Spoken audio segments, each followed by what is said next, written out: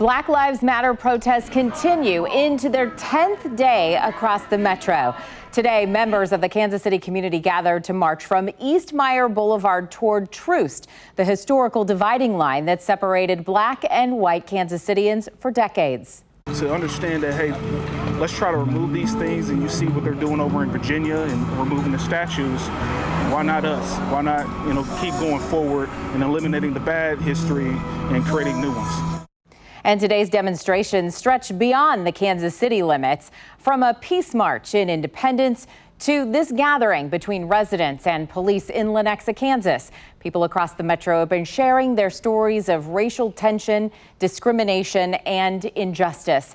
And that spirit continues tonight out in Olathe. KCTV5's Leslie Aguilar joins us from Johnson County, where a small crowd has been standing in the heat now for hours. Leslie. Right now, people are starting to pack up, but for hours, this group was out here outside the Johnson County Courthouse near Kansas Avenue and Santa Fe Street. I'd estimate at the height of the event, there was about 50 to 70 people here. The crowd is much smaller than a lot of the demonstrations we've seen around the Plaza in downtown Kansas City, but they're just as passionate with their message, Black Lives Matter. It's a busy intersection here where the protesters gathered, and they've been met with supportive honks and fists in the air by people driving by. There was no police presence out here watching over the crowd.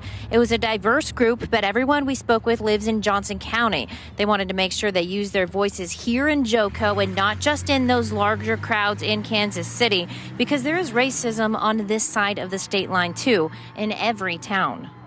You see it not just with police, you just see it even living out here in Johnson County as a black man. You run into it a lot.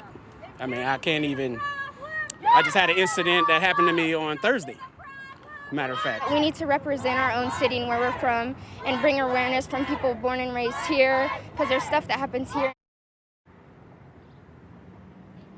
Now, I also know there's a protest in Overland Park that's starting at 7 o'clock. People are going to be marching down Switzer Road from 135th to 119th Street. And there's going to be a silent protest in downtown Kansas City that may impact streetcar operations. We're about to head that way, and we're going to bring you updates tonight at 10 o'clock. Reporting live in Olathe, Leslie Aguilar, KCTV5 News. All right, Leslie, thanks very much.